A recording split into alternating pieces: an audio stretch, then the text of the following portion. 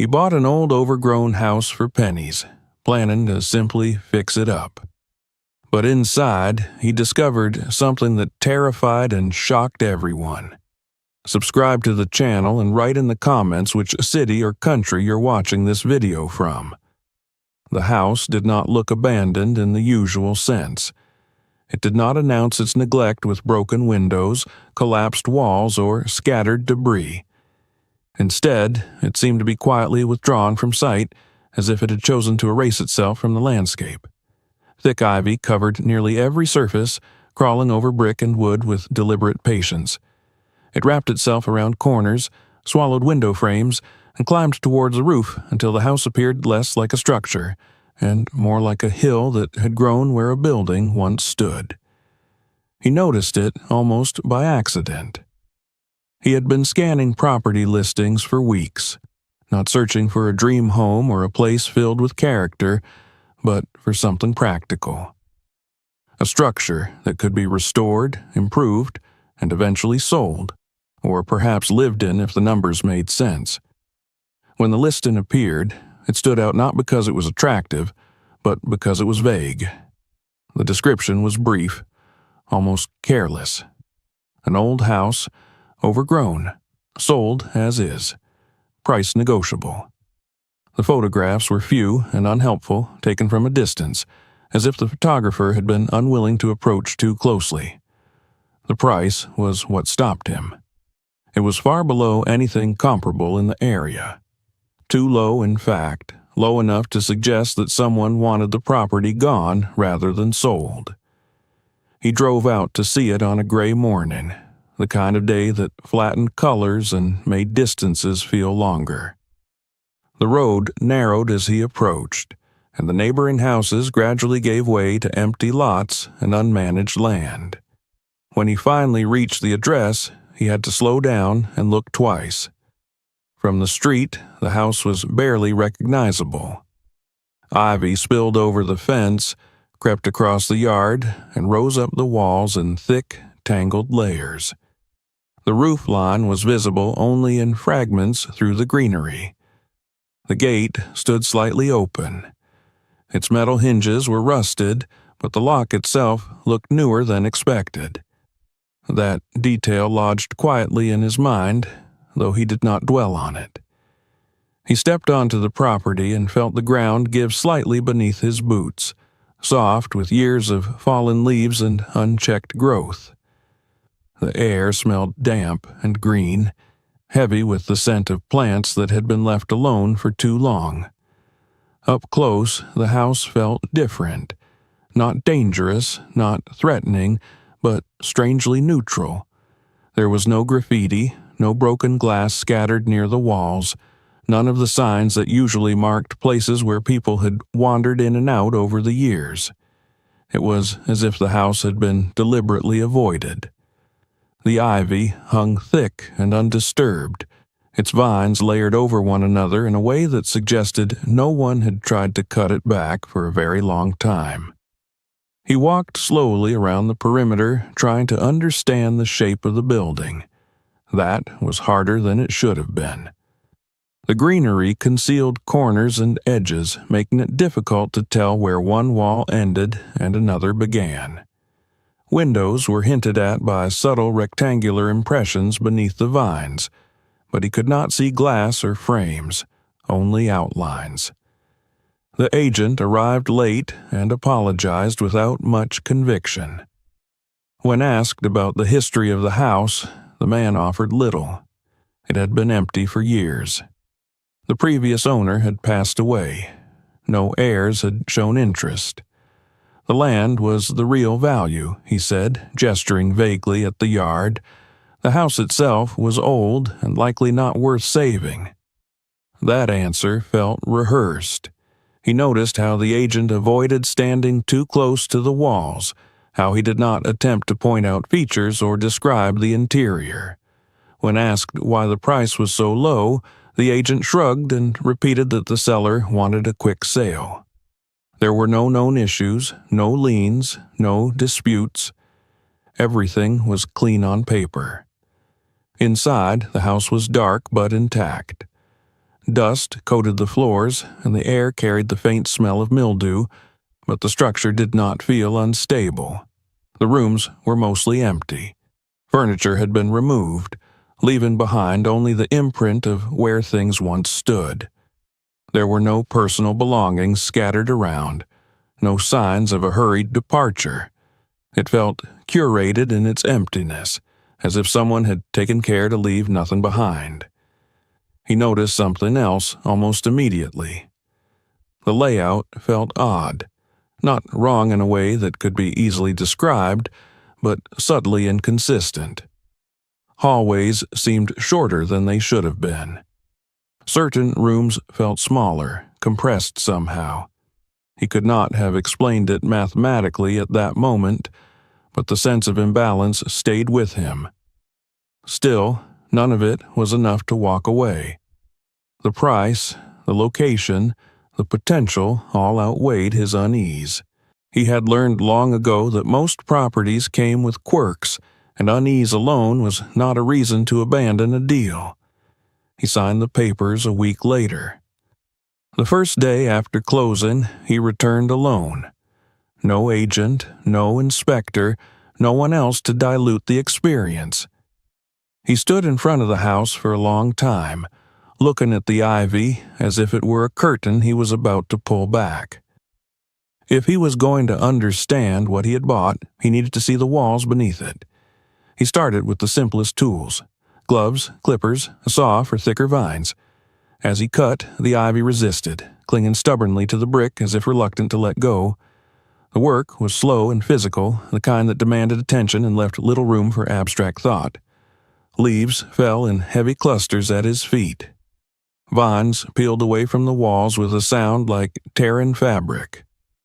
As the greenery came down, the house began to re-emerge. Brickwork appeared beneath the leaves, aged but solid. He worked methodically, clearing one section of wall at a time. It was when he reached what he assumed was a window that he stopped. At first glance, it looked like a shadow where the ivy had been thicker.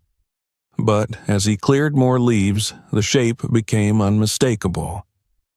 A rectangular opening, exactly the size of a window, but filled not with glass or boards, but with brick. The bricks were clean, evenly laid, their color noticeably different from the surrounding wall. The mortar lines were sharp, unweathered compared to the rest of the structure. He stepped back, wiping sweat from his forehead, and stared at it. Windows got boarded up, they got covered, they got broken. They did not usually get sealed permanently with brick, especially not so neatly. He moved along the wall, cutting away more ivy, his pace quickening despite himself. A second window appeared a few feet away, identical in size and construction. Same newer brick, same careful work. Both were positioned at a height that made no sense for basement openings. These were windows that had once looked out into the yard. He felt a shift inside him then, subtle but undeniable. The house was no longer just an old structure in need of work. It was a place that had been altered deliberately. Someone had made decisions here, not to improve or repair, but to remove visibility. He looked at the pile of cut ivy on the ground, then back at the wall. From the street, from a distance, from any casual glance, the house would have appeared whole. The greenery had done its job well. It had hidden the interruptions in the brickwork, softened the unnatural lines, made the sealed windows invisible. He continued cutting, slower now, more attentive. With every vine removed, the house revealed small inconsistencies, slight differences in brick color, patches where mortar had been reapplied, areas where the wall did not quite match itself. None of it was dramatic on its own, but together it formed a pattern that unsettled him.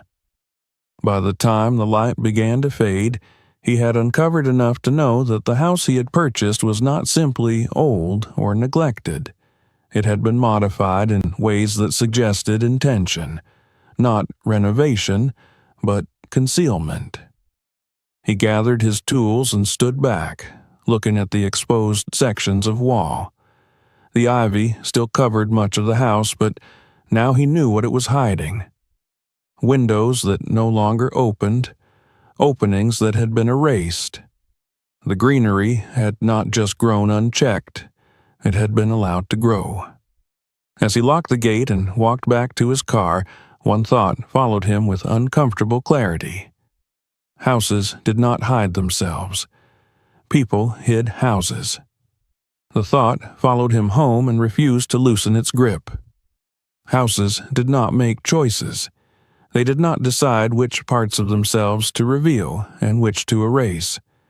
What he had uncovered beneath the ivy was not the result of neglect or decay, but of intention, and intention implied a reason.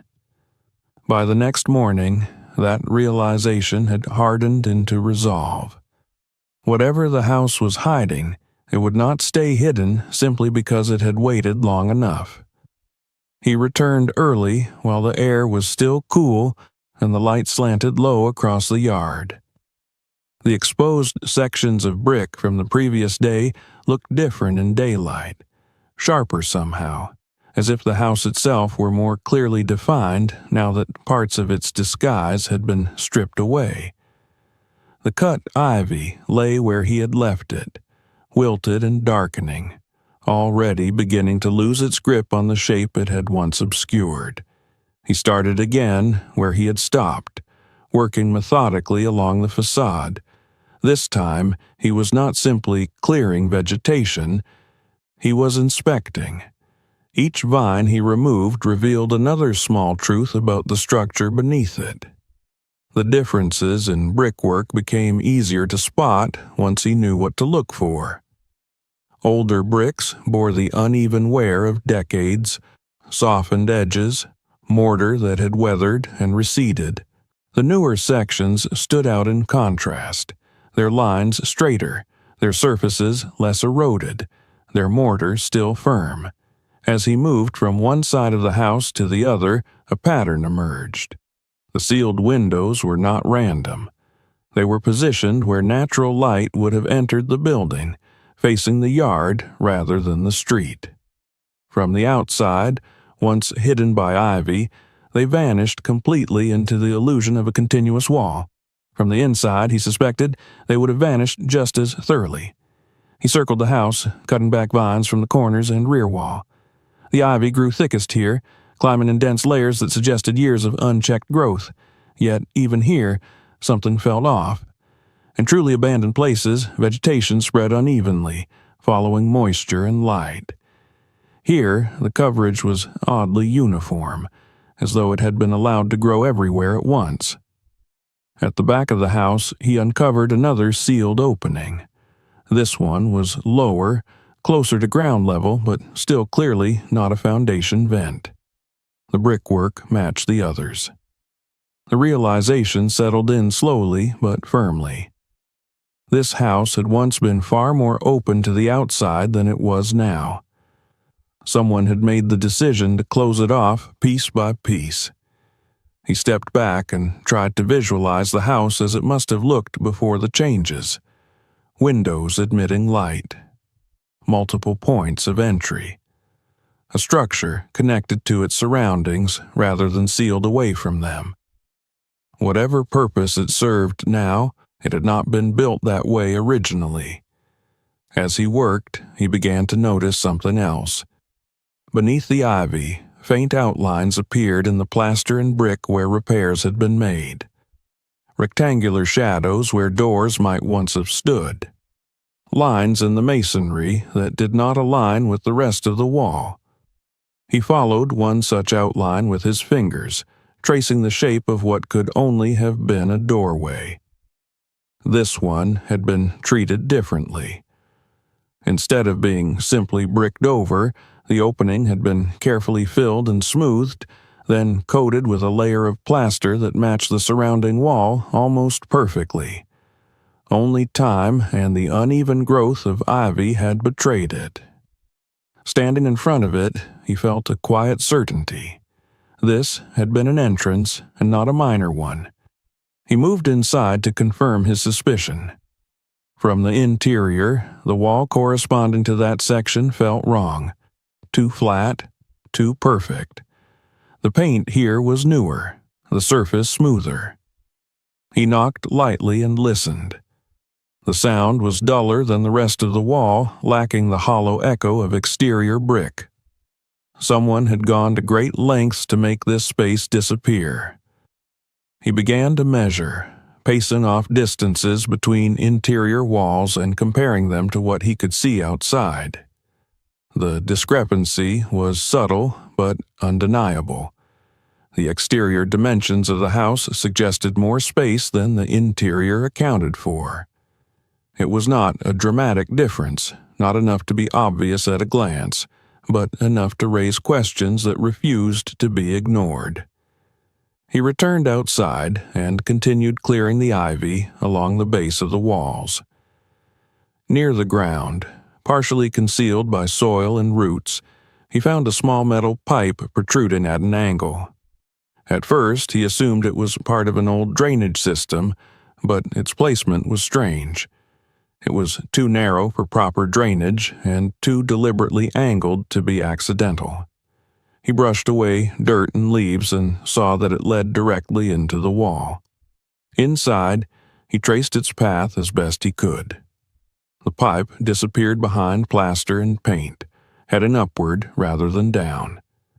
Ventilation, he realized, not for a kitchen or bathroom, but for a space that needed air while remaining hidden.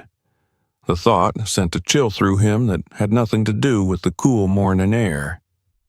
He stood there for a long time, listening to the quiet of the house. It was not the silence of abandonment, but something closer to restraint. The walls seemed to hold their breath. The more he looked, the clearer it became that this place had not simply been left behind. It had been deliberately closed off, sealed, and then concealed beneath living greenery. By midday, he had uncovered enough of the exterior to see the full extent of the alterations. Multiple windows bricked shut. At least one doorway erased entirely. Ventilation added where it did not belong. Each change pointed to the same conclusion. Someone had wanted to control visibility and access. Someone had wanted parts of the house to exist without being seen. He sat on the steps, drinking water and staring at the wall where the hidden entrance had once been. The practical part of his mind tried to impose order on the situation. There could be innocent explanations. A former owner might have sealed rooms for safety. An illegal renovation might have been covered up. But those explanations grew thinner the longer he looked. What troubled him most was the consistency of it all. The work had been done carefully, methodically, and with an understanding of how the house would be perceived from the outside. It was not sloppy. It was not rushed. It was designed to last, and it had succeeded for years. As the afternoon wore on, his focus shifted inward. He knew now that the answers he was looking for would not be found outside alone. The sealed openings and hidden vent suggested something within the walls themselves. Space that had been removed from the visible structure, but not from the building entirely. He locked up that evening with a sense of unease that had deepened into certainty. The house did not simply contain secrets. It was built around them, and whatever lay hidden inside had been given air to breathe, even as light and access were taken away. The next step was unavoidable. To understand what had been taken from the house, he would have to go inside and look for what no longer appeared to exist. The house felt different once he crossed the threshold again. The changes outside had altered the way he perceived the interior, as if the walls now carried weight they had not before. He closed the door behind him and stood still, listening. The silence inside was deep and unbroken, not the hollow quiet of an empty shell, but something denser, as though sound itself had learned to stop here. Daylight filtered in through the remaining windows, casting long, uneven shapes across the floor. Dust hung in the air, stirred by his movement, then settled again. The rooms looked much as they had during his first visit, stripped of furniture, cleared of personal items, left in a state that suggested deliberate emptiness rather than abandonment. Yet now every surface seemed suspect. Every wall felt like a potential lie. He began with the hallway. It was narrow, stretching deeper into the house than he remembered. He walked its length slowly, counting his steps without quite knowing why. At the end, he turned and counted again on the way back. The numbers did not align with what he expected based on the exterior dimensions he had studied the day before. The difference was not large, but it was consistent, persistent enough to gnaw at him. He moved into the living room and repeated the exercise. Then the adjoining space that might once have been a dining area. Each time the same sensation returned. The house seemed to contract inward, as though space had been compressed and folded away. It was not an illusion of perspective or clutter. The rooms were simply smaller than they should have been. He paused near one interior wall, the one that corresponded to the section of exterior brick where he had found the sealed windows and the hidden vent. Up close, it looked unremarkable. The paint was intact, the surface smooth, but when he pressed his palm against it, the wall felt cooler than the others, as if it concealed a pocket of air where none should be. He knocked lightly with his knuckles. The sound was dull, lacking the resonance he expected. He knocked again a few inches to the side, then again further along. The tone changed subtly, a faint difference that might have gone unnoticed if he had not already been primed to listen for it.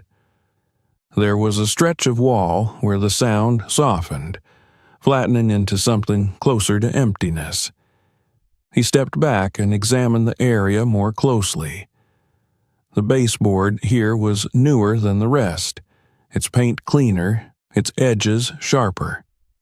The electrical outlet above it was positioned slightly off from the standard height used elsewhere in the house. These were small details, easily dismissed in isolation, but together they suggested alteration, not repair, but adjustment. He fetched a measuring tape from his bag and extended it across the room, from the opposite wall to the one in question. He wrote the number down, then went outside and measured the same span along the exterior brick. The discrepancy was unmistakable now. There was missing space. Not much, but enough to form a narrow room, or at least a deep cavity. The realization settled slowly, accompanied by a tightening in his chest. Houses did not lose space by accident. If space was gone, it had been taken. He returned inside and studied the wall again. The section that sounded hollow extended from about waist height to just above his head. It was tall enough to conceal something upright, wide enough to hold more than a simple utility shaft. He ran his hand along the surface until his fingers caught on a faint irregularity, a barely perceptible seam beneath the paint. He stood there for several minutes, weighing his options.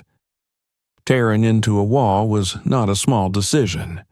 It meant committing to whatever lay beyond, accepting that once revealed, it could not be unseen. But the alternative, to leave the space unexplored, felt increasingly impossible. The house had already begun to speak. Ignoring it now would mean living with unanswered questions, with a structure whose geometry he knew to be false. He fetched tools from his car and returned with a pry bar and a flashlight. He chose a spot near the baseboard where any damage would be easier to repair if his suspicions proved unfounded. The first pry lifted the trim with a sharp crack, exposing newer nails beneath. That alone confirmed his instincts. Someone had worked here not long ago, at least not long in the life of a house this old. He peeled away the trim and cut into the drywall.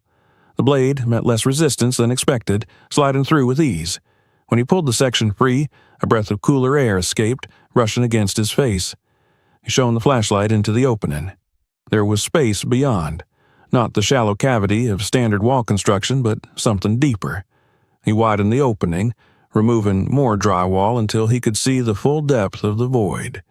The beam of the flashlight revealed a narrow compartment running vertically behind the wall, its interior lined not with insulation, but with raw brick. Set into the floor of this hidden space was a metal container. It was positioned carefully, centered within the cavity, secured with brackets bolted into the brick. The container itself was rectangular, industrial in design, its surface scratched but intact. It did not resemble a household storage box. It looked like something meant to be moved, transported, then fixed in place.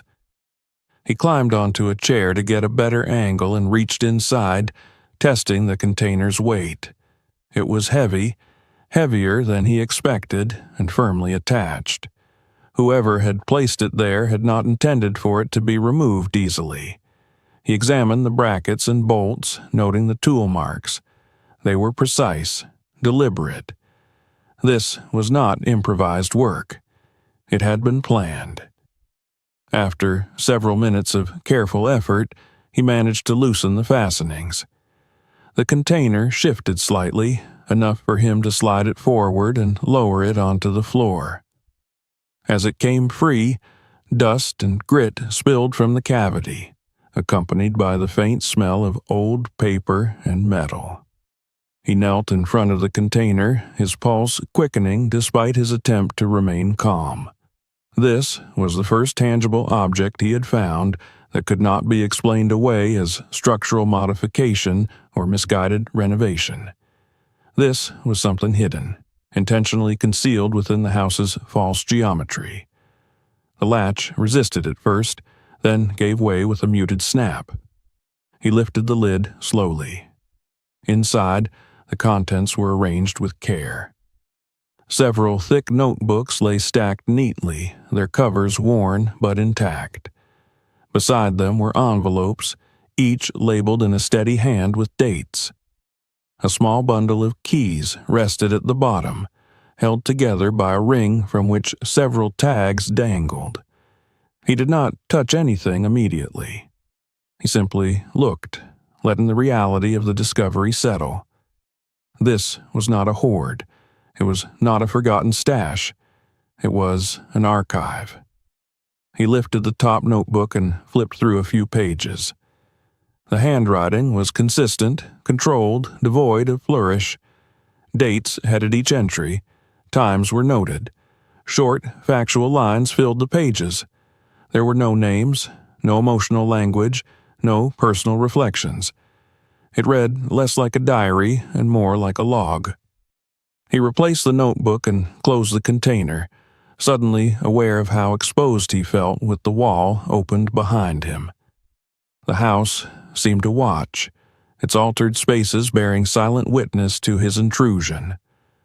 For the first time since he began working on the property, he considered the possibility that someone might not want this discovery made, even now. He stood and surveyed the room, the open wall a dark rectangle against the painted surface. The missing space he had sensed was no longer theoretical. It had been given form, content, and purpose.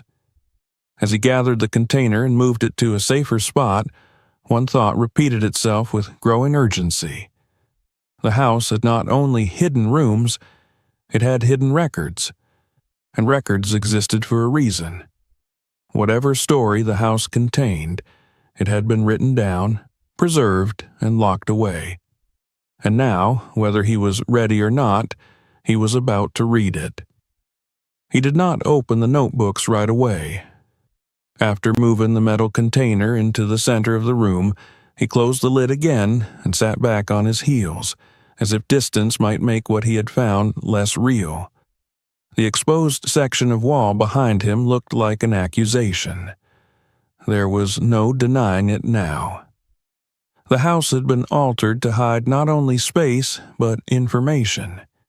When he finally lifted the lid again, he did so with a slower, more deliberate care. The notebooks were heavier than they looked, their pages thick, the covers softened by years of handling.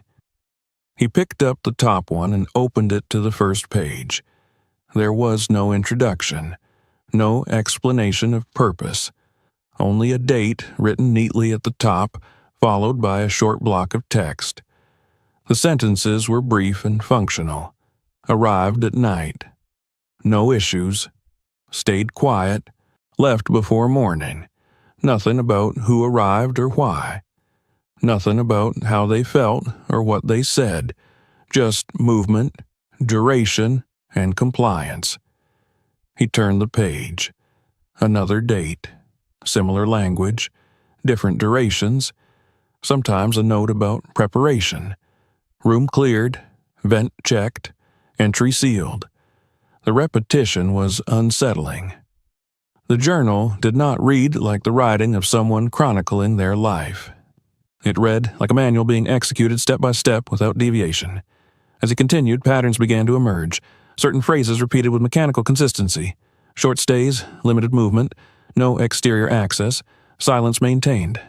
On a few occasions there were mentions of delays, stayed longer than expected, needed supplies, adjusted schedule. The tone never changed. There was no frustration, no relief, no moral hesitation expressed, just notation. He flipped forward through the pages, skipping ahead by months, then years. The handwriting remained the same throughout. The dates spanned a longer period than he had anticipated. This was not a temporary arrangement. It had gone on for a very long time. He paused when he reached a section where the entries grew more detailed. Here, the notes included references to changes made to the house. Window sealed, second opening closed, vent rerouted, ivy left untouched. The journal did not explain the reasons, but the implications were clear. Each modification corresponded to the need to reduce visibility, to make the house less noticeable, less accessible. He felt a tightening in his chest as he read a line that stood out from the rest. If vacant, let it grow. The sentence was underlined once as if to emphasize its importance. The writer had understood that neglect could be a form of camouflage. A house left to disappear would attract less attention than one that appeared maintained. He set the notebook aside and opened another. This one contained similar entries, but interspersed with folded papers tucked between the pages. He unfolded one carefully. It was a list, handwritten with dates and short annotations beside each line. No names, but numbers. Amounts. He recognized the pattern immediately. Payments. He flipped through the rest of the notebook, finding more of the same. Lists of dates paired with figures, sometimes followed by a brief note. Paid in full, partial, delayed, settled later. The sums varied, but none were insignificant. Whoever had been involved in this had been compensated consistently. The envelopes in the container drew his attention next. Each was marked with a date that corresponded to entries in the journals. Inside them, he found folded documents. Copies, not originals. Identification cards, permits. Papers that looked official enough to pass a casual inspection, but worn at the edges as if handled often. Some bore stamps that had faded with time. Others had notes scribbled in the margins. He did not recognize the faces on the identification cards. The names meant nothing to him.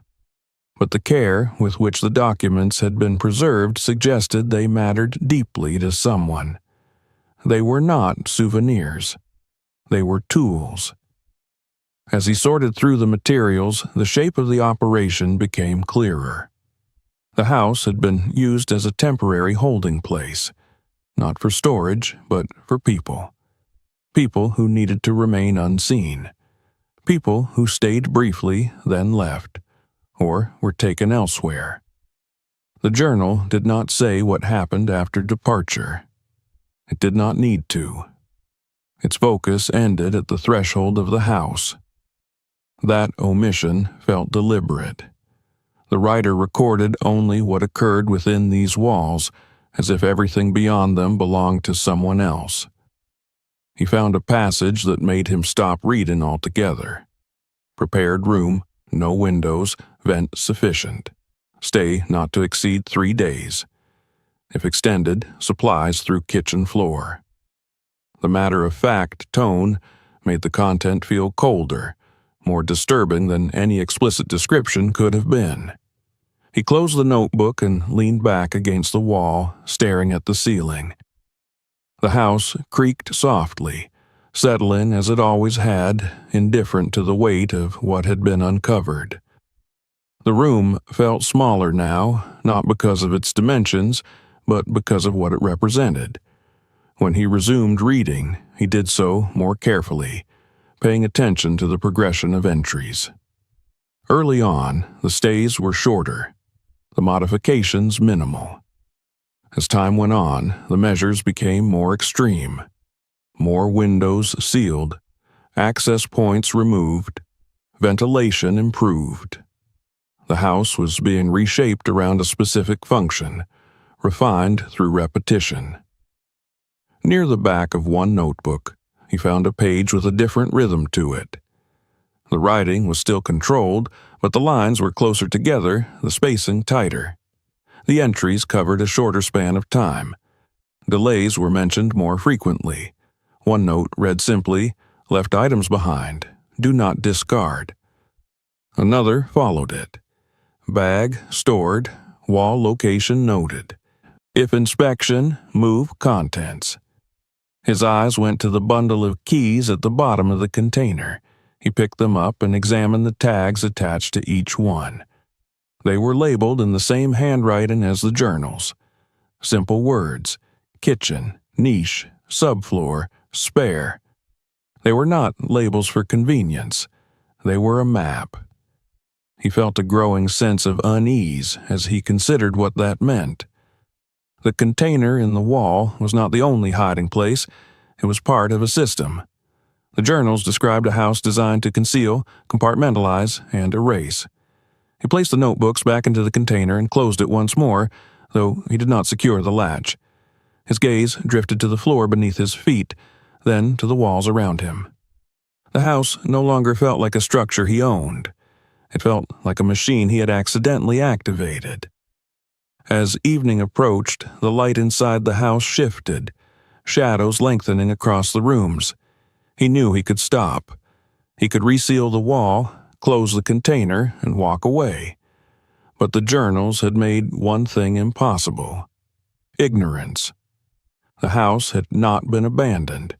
It had been retired, and retirement implied completion, not failure. Whatever had happened here had run its course, leaving behind only records and precautions. He stood and gathered the keys, turning them over in his hand. Kitchen, subfloor. The words echoed in his mind.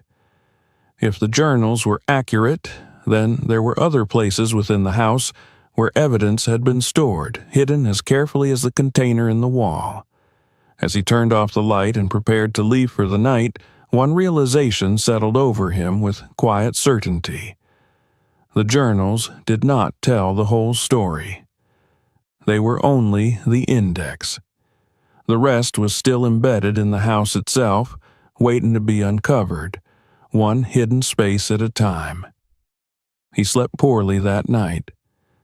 The journals had followed him home in his thoughts, their clipped sentences repeating themselves with mechanical persistence. Each time he closed his eyes, he saw the same careful handwriting, the same dates aligned in orderly rows, as if the passage of time itself had been reduced to a ledger. By morning, the decision had already been made. If the house truly functioned as the journal suggested, then the container in the wall was only one node in a larger network. The keys were not souvenirs.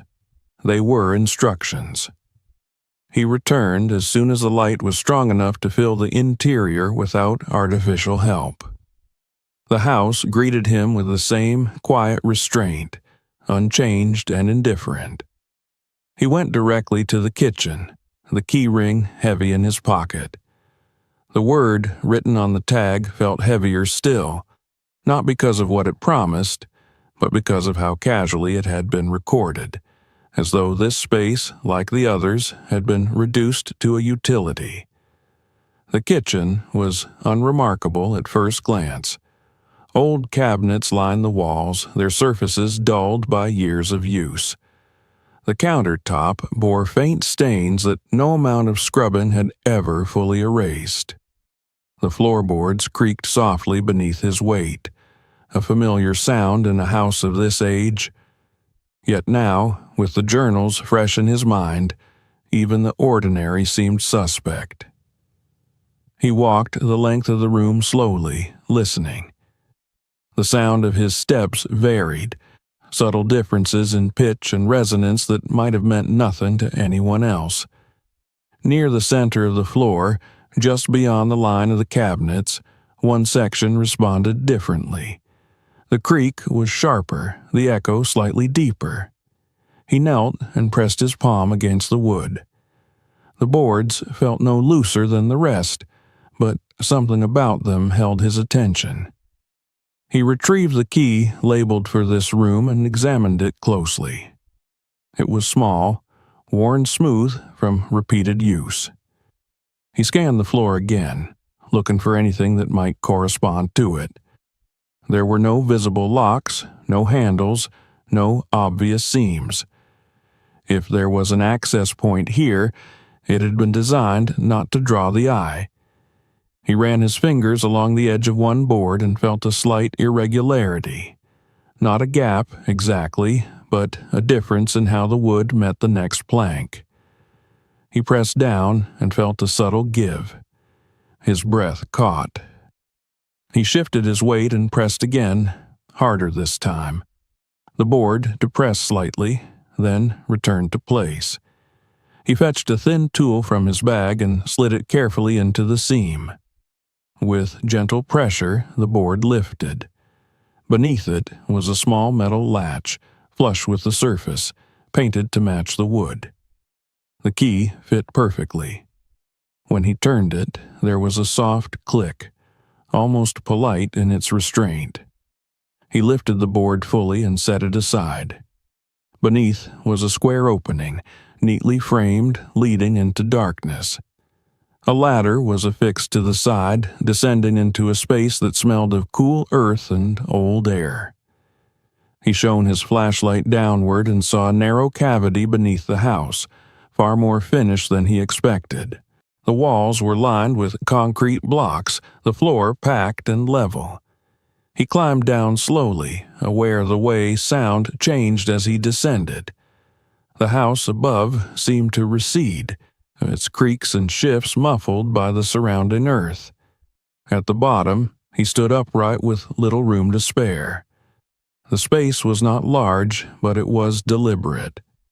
Someone had taken care to make it usable. Against one wall sat a heavy plastic container, sealed and wrapped in layers of fabric and plastic sheeting. It had been placed on a wooden platform to keep it off the ground. The care taken in its storage was unmistakable. This was not something hidden in haste. He knelt and peeled back the layers until the container was exposed. It was secured with a simple clasp. When he opened it, the smell of old paper rose up, dry and faintly metallic. Inside were stacks of documents, bound with string or clipped together, along with several envelopes thick with folded bills. The currency was old but recognizable. The paper yellowed, the edges soft from handling. He lifted one stack of documents and leafed through it carefully. These were not personal letters or casual records. They were lists. Names written in block letters, each paired with dates and brief notes. Arrival, departure, duration. Some entries were marked with symbols he did not immediately understand. Others bore annotations in the margins, written more faintly, as though added later. His eyes lingered on the names. He did not recognize them, but something about their presentation unsettled him. They were listed without embellishment, without context, reduced to entries in a system. As he turned the pages, he noticed that some names appeared more than once, separated by months or even years. Others appeared only once, accompanied by a single date and no departure noted. He set the stack aside and reached for another. This one contained copies of identification documents, some official, others clearly altered. Photos had been affixed and reaffixed, edges worn where they had been removed and replaced. The documents bore marks of repeated use, as if they had been passed from hand to hand, serving their purpose until no longer needed. He paused when he came across a familiar detail. One of the names from the list matched a memory he could not immediately place. He took the document upstairs and sat at the kitchen table, opening his laptop. A simple search brought up an old news article buried deep in the results. A missing person. The date matched the journal entry almost exactly. The circumstances were vague. Last seen traveling, no leads, case unresolved. He closed the laptop slowly, the weight of the realization pressing down on him. This was no longer a matter of speculation or inference. The house had been connected to real lives, real disappearances. The journals had hinted at it. The documents confirmed it. He returned to the space beneath the floor and continued examining the contents.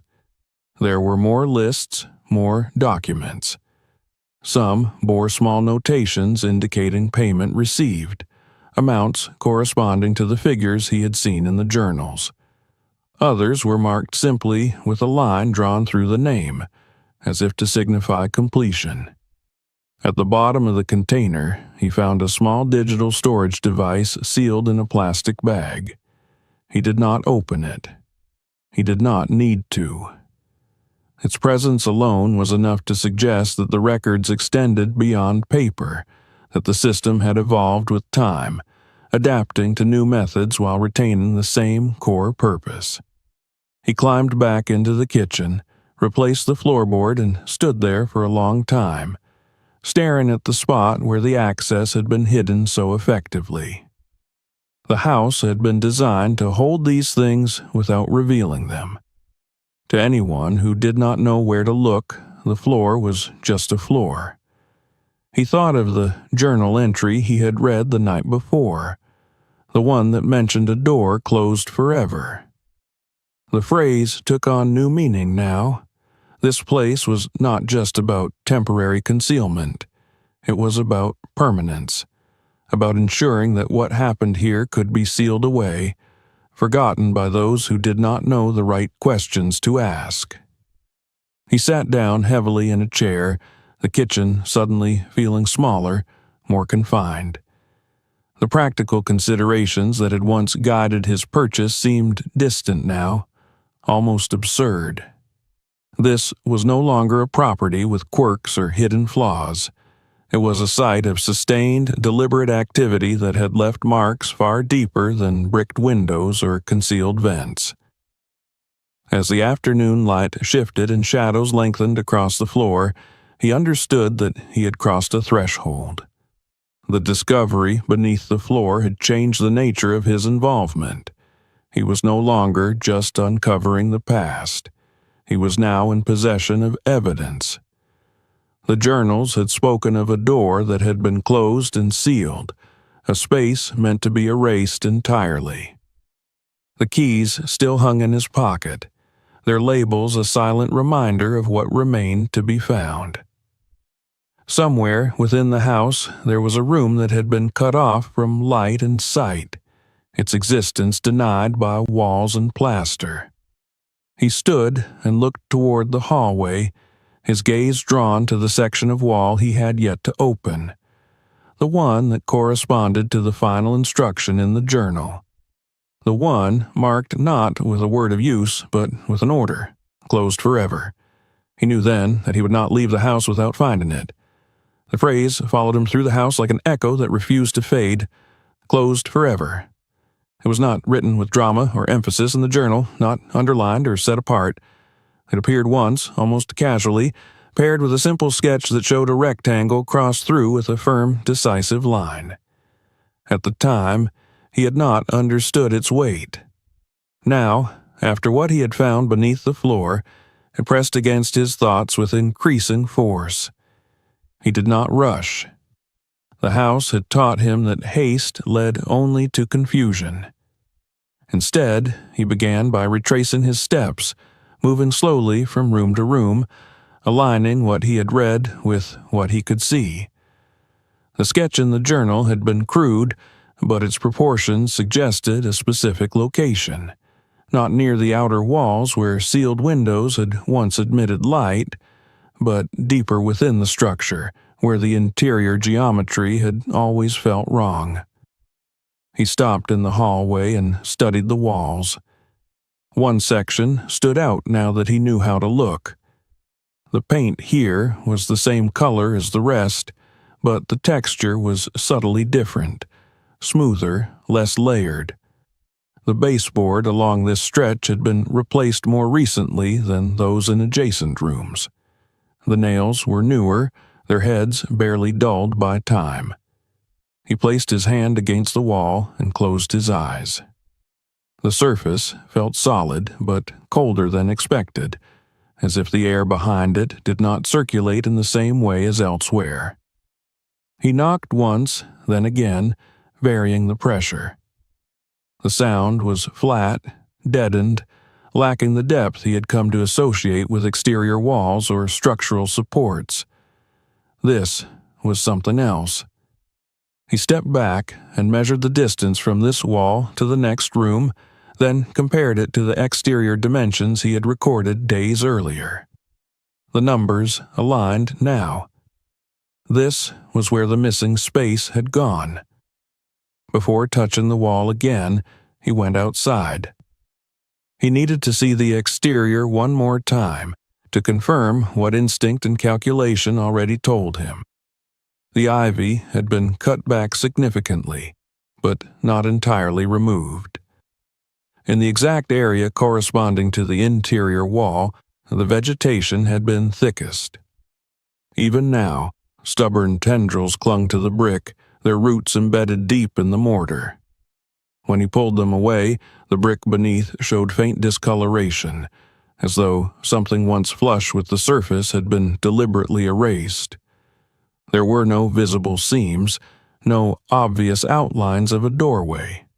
Whoever had done this had understood how to make an opening vanish completely. Not boarded, not simply bricked over, but absorbed into the structure itself.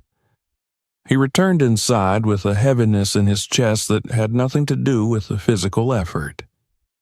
The house felt smaller as he stood before the wall again, as if the hidden space were pressing outward, aware of his presence. He retrieved his tools and began carefully, removing the baseboard first. The wood came away easily, revealing newer plaster beneath. The first strike of the pry bar sent a dull vibration through the wall. Dust fell in a thin cascade, settling on the floor like ash.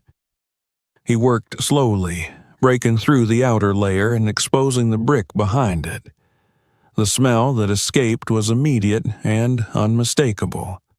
Stale air, trapped and unmoving, carrying with it a faint trace of human presence. As the opening widened, the shape of a doorway emerged. The frame was still there, though the door itself was gone. The bricks had been laid directly into the opening, sealed flush with the surrounding wall.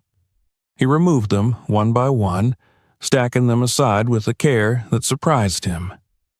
This did not feel like demolition. It felt like excavation. When the last brick came free, he stepped back and shone his flashlight into the darkness beyond. The room was small, no larger than a walk-in closet. The walls were bare, the brick exposed and uneven. There were no windows, no openings of any kind. The only source of air came from a narrow vent near the ceiling, the same one he had traced from outside, now visible from within. It was just wide enough to keep the space from suffocating entirely. The floor was concrete, stained and cracked. In one corner sat a thin mattress, its surface discolored with age. Nearby, an overturned stool lay on its side. There was nothing decorative here, nothing that suggested comfort. This was not a room meant to be lived in, only endured. He stepped inside slowly, his movements cautious, respectful in a way he could not fully explain. The air felt heavier here, pressed down by years of confinement. On the wall, opposite the entrance, faint marks caught his attention. He moved closer and saw that they were scratches, shallow but deliberate. Tallies. They were arranged in uneven rows, some grouped closely together, others spaced apart. Dates were written beside a few of them, penciled lightly, almost erased by time. The last date stood out. It matched the final entry in the journal, the day the house had been sealed, the day the records had ended. His throat tightened as he traced one of the marks with his finger. This was no theoretical space, no abstract concept of hidden rooms and secret modifications. Someone had stood here day after day, marking time in a place designed to erase it. He noticed other details then, faint impressions on the wall where something had once been mounted, perhaps restraints, perhaps shelving. In the corner, near the vent, a scrap of fabric lay caught in a crack in the brick. It was faded and frayed, torn rather than cut. He did not touch it. The journals had been careful to avoid description. They had reduced human presence to logistics. But standing in this room, surrounded by physical evidence of confinement, he understood the cost of that abstraction. This space was a logical endpoint of everything he had uncovered. The sealed windows, the hidden vent, the bricked doorway, all of it led here. He stepped back out into the hallway and leaned against the opposite wall, breathing slowly. The house creaked softly, the sound carrying through its altered geometry.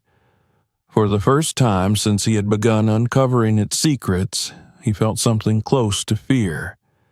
Not of the house itself, but of what it represented. A place that had functioned for years without drawing attention, without intervention, sustained by silence and deliberate neglect. He returned to the journals one more time, flipping through them with new eyes. The entries that mentioned preparation and silence took on a different weight now. The note that had once seemed procedural felt like a quiet abdication of responsibility. The writer had known exactly what this room was for, and yet they had recorded it as nothing more than a task completed. As dusk settled outside, he stood in the hallway, the open doorway to the room without windows visible at the edge of his vision. He knew he could not close it again. Sealing it would feel like complicity, like restoring the lie the house had been built to tell. The discovery left him with no illusion of distance or detachment. This was no longer a puzzle to be solved for curiosity's sake. It was evidence of something that had been carefully hidden, not because it was temporary, but because it was meant never to be seen. He turned off the lights and locked the door when he left that evening, though he doubted any lock could truly secure what had been uncovered. The house no longer felt dormant. It felt exposed. And as he drove away, one certainty settled in his mind with quiet, irrevocable clarity. Whatever had happened here was not an accident of history. It was the result of choices. And choices, once revealed, demanded consequences. By the time he returned the next morning, the certainty had settled into something heavier than shock. The discoveries no longer felt like isolated revelations, but parts of a coherent design, each one reinforcing the next. The bricked windows, the concealed vent, the altered measurements, the journals, the documents beneath the floor, and the room without windows were not accidents layered on top of one another. They were the result of a single intention carried out patiently over years. The house had not merely been modified, it had been taught how to disappear. He began to walk through it again, not as an owner or a renovator, but as someone trying to understand a system from the inside. He moved slowly, allowing memory to guide his steps. Each room now had a different gravity. The living space that once felt merely empty now felt staged, as though its emptiness had been curated to communicate abandonment. The kitchen, with its hidden access beneath the floor, no longer seemed ordinary. It was a point of transfer, a place where supplies and documents passed without notice. He stood in the hallway and looked toward the sealed room again. The open doorway made the rest of the house feel dishonest by comparison. Everywhere else, surfaces pretended to be what they were not. Here, the truth had been exposed, and it cast a long shadow.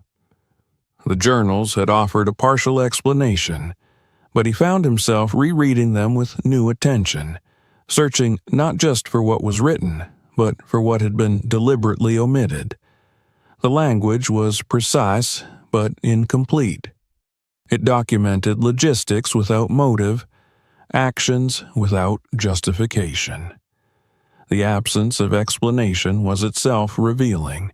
The writer had assumed the purpose was understood by whoever might read it, or perhaps had written with the belief that no one else ever would. One entry stood out now more clearly than before. It referenced the house being left alone between uses, the importance of allowing it to look neglected. Let it grow. Let it age. Let it become invisible. At the time, he had read this as practical advice. Now, he understood it as strategy. Neglect had been weaponized. By allowing the house to decay in a controlled way, by letting ivy cover its walls and silence settle around it, the people responsible had ensured it would attract no attention. It did not invite curiosity. It repelled it. No one wanted to explore a place that looked as though it had already been forgotten. He thought back to the agent's behavior, the careful vagueness, the emphasis on the land rather than the structure. It was possible the man had known nothing, but it was also possible that he had known just enough to avoid asking questions. Either way, the result was the same. The house had passed quietly into new hands, its history unexamined. The realization that troubled him most was not the existence of the hidden room or the documents. It was the longevity of the operation. This had not been a single incident or a brief period of illicit use. The records spanned years. The modifications had been refined over time. Each change suggested evaluation, learning, adaptation. Whoever had overseen this had paid attention to detail, to patterns of visibility and invisibility. He returned to the documents from beneath the floor and examined the lists again. Names, dates, annotations. He cross-referenced them with what he could find publicly, moving slowly, methodically. The connections were not always clear, but they were present. Disappearances that had never been resolved. Investigations that had stalled. People who had simply slipped out of official narratives without explanation. The house had been a pause in those stories, a place where movement stopped briefly before continuing elsewhere. The journals made that clear. Arrived, stayed, left. The final destination was never recorded, as though it lay beyond the responsibility of the writer. The compartmentalization was complete. Each part of the process knew only what it needed to function. He tried to imagine the mindset required to maintain such a system, the discipline it would take to treat human presence as a variable to be managed, a problem to be solved quietly. The house itself was a solution, a neutral space designed to facilitate absence. By existing in a state of apparent abandonment, it allowed things to happen within it without consequence. That understanding shifted something inside him. The house was not merely a backdrop for wrongdoing, it was an instrument. Its invisibility was not incidental, it was essential. He considered his options carefully. The practical path would be to step away, to reseal what he had opened, to sell the property as quickly as possible and move on. The evidence could be left behind, entombed once more within brick and earth. He could convince himself that it was not his responsibility, that whatever had happened here was long over. But that argument collapsed under its own weight. The house might no longer be in use, but its purpose had not vanished. The records existed, the room existed, the names existed. And now, so did he, standing at the intersection of past actions and present knowledge. He packed the journals, the documents, and the digital device into a single container, handling them with care. He photographed the hidden spaces, the sealed windows, the exposed doorway, documenting everything as thoroughly as he could. Each image felt like a commitment, a step away from plausible deniability. Before leaving, he stood once more at the front of the house and looked back. With the ivy partially removed, it appeared different, more exposed, less able to hide its alterations. Yet he understood now that even in this state, it could still deceive. To an untrained eye, it was just an old building in need of work. He locked the gate behind him and sat in his car for several minutes without starting the engine. The decision he was about to make would change the trajectory of his involvement completely. Once authorities were notified, control would pass out of his hands. The house would no longer be his to explore or conceal. It would become evidence. He drove to the nearest station and walked inside carrying the container.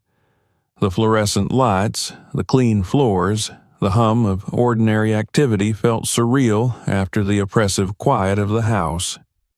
When he explained why he was there, the officer at the desk listened politely at first, with the detached patience reserved for unusual stories. But as the journals were opened and the documents examined, that detachment began to fade. He watched the shift occur almost imperceptibly. Questions became more specific. The tone changed. A supervisor was called. He was asked to wait. While he sat there, the weight of what he had uncovered settled fully into place. The house had been invisible, not because it was forgotten, but because forgetting it had been useful. It had existed in a gap between attention and neglect, sustained by the assumption that nothing important happens in places no one cares about. That assumption had been wrong. As he waited, he realized that the house's invisibility had finally failed. Not because it had changed, but because someone had chosen to look closely enough to see what it was designed to hide. The house no longer belonged to him the moment the first official vehicle stopped in front of it. He understood that clearly when he returned there accompanied, not as an owner unlocking his own gate, but as a witness being asked to point. The familiar path up the drive felt altered, not because the ground had changed, but because his role had. He was no longer uncovering something. He was confirming it.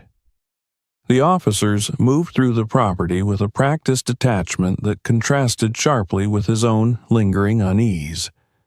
They photographed the exterior, the partially stripped ivy, the bricked windows now exposed to daylight. They took measurements, noted the irregularities in the masonry, the subtle differences in construction that had once been invisible. What had taken him days to notice, they documented in minutes, translating his intuition into procedure. Inside, the house was treated differently. The rooms were no longer empty spaces filled with implication. They were sites. Each area was marked, examined, recorded. The kitchen floor was opened again, this time without hesitation, the concealed access beneath it no longer a secret, but an expected discovery. The container beneath the house was removed in full view, its contents catalogued and sealed in evidence bags. The journals were handled with gloves. The documents were separated, labeled, cross-referenced. When they reached the sealed room, the atmosphere shifted. Even those accustomed to difficult scenes paused at the threshold. The space was too small, too deliberate, too clearly designed for confinement to be dismissed as an anomaly. The marks on the wall were photographed carefully. Samples were taken. Measurements were recorded down to the smallest detail. He stood back and watched as professionals reconstructed what he had uncovered through instinct and persistence. The house was being translated into a language the system could understand. Its silence was finally being interrupted. He was interviewed more than once. At first, the questions were straightforward. How had he discovered the house? When had he noticed the alterations? What exactly had he found, and in what order? As the process continued, the questions grew more detailed, more precise. Timelines were established. His movements were traced. Every decision he had made was examined, not with suspicion, but with the need for clarity. He answered as honestly as he could, though there were moments when language failed him. How did one explain the feeling of standing in a room that had been designed to erase people? How did one articulate the weight of realizing that neglect itself had been used as a tool? He did his best, grounding his responses in what he had seen and done, letting the facts carry what emotion could not. Days turned into weeks. The house was sealed off completely, its gate locked with official notices posted where ivy had once dominated. He was instructed not to return. The property was now part of an active investigation, and his ownership, while still technically valid, had become irrelevant. The story moved beyond him quickly. Names from the documents were matched to cases long considered cold. Patterns emerged. The house was not the origin of the operation, nor its endpoint, but it was a critical junction, a place where movement paused, where people became invisible long enough to be transferred out of public view. The journals had provided consistency where memory and testimony had failed. He followed the developments from a distance, reading carefully worded statements released to the press, recognizing fragments of what he had found transformed into official language. The house was referred to as a location of interest. The room without windows became a secured space pending further analysis. The journals were described as records of logistical activity. His own name appeared only briefly, usually paired with phrases like current owner or reporting party. He did not seek attention. In fact, he found himself withdrawing, avoiding conversations that might lead back to the house. Friends noticed the change in him, though few understood its cause. He offered vague explanations, citing legal complications and unexpected delays. The practical consequences arrived quietly. The renovation plans he had once sketched were meaningless now. Contractors stopped calling. Insurance discussions grew complicated, then stalled entirely. Lawyers became involved. Eventually, an agreement was reached. The property would be acquired by the state as part of the investigation. The price was fair, but the transaction felt hollow, transactional in the face of what the house represented. When the papers were signed, he felt no relief. Ownership had never been the point, not after the door had been opened. The house was gone from his life in a formal sense, but it remained lodged firmly in his thoughts. He found himself replaying moments, wondering if he could have seen the signs earlier, if the ivy had always been such a deliberate cover, if someone else had once stood where he had stood and chosen not to look any closer. The investigation continued without him. Arrests were made quietly. Some details were withheld. Others surfaced slowly, reshaping narratives that had once seemed settled. Families received answers they had not expected to get. The house was mentioned less and less as time went on, its role absorbed into a broader understanding of what had taken place. Eventually, the structure itself was deemed unnecessary to preserve. After all evidence had been collected and recorded, the decision was made to remove it. He was not present when it happened. He heard about it later through a brief notice buried in local updates. The house that had worked so hard to disappear was reduced to debris in a single afternoon. The ivy was cleared entirely, its roots pulled free from the earth that had once sustained the illusion. In the weeks that followed, he noticed subtle changes in himself. He paid closer attention to spaces that others overlooked. He found it harder to accept the idea that neglect was neutral, that abandonment meant absence rather than concealment. The world felt layered now, surfaces masking intentions, ordinary structures capable of holding extraordinary truths. He did not regret opening the door. That certainty remained, even on days when the weight of it pressed down unexpectedly. What he had uncovered could not have remained hidden forever, but it might have remained hidden long enough to become permanent. The difference lay in the choice to look, to measure, to question what did not quite fit. Sometimes, when he passed through neighborhoods filled with old houses and overgrown yards, he caught himself slowing down, studying the walls, the windows, the way plants clung to brick and wood. He wondered how many other places had been allowed to fade because fading was useful.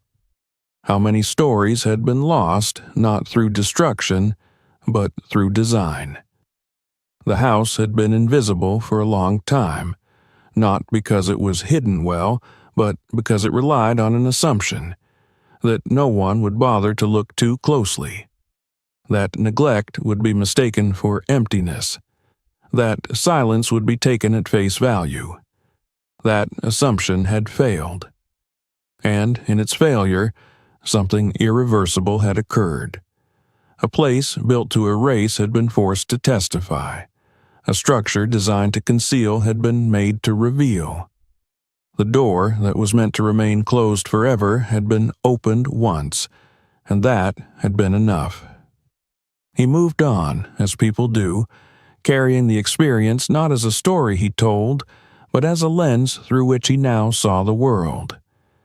The house was gone, its physical presence erased at last, but the knowledge it had contained had not vanished with it.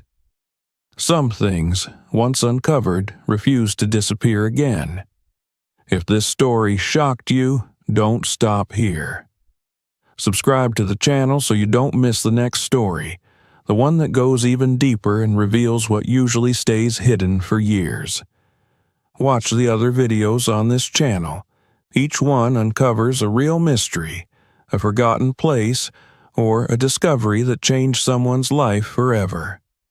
And if this story made you think, share it with someone who loves true mysteries and real discoveries. Some stories shouldn't stay hidden.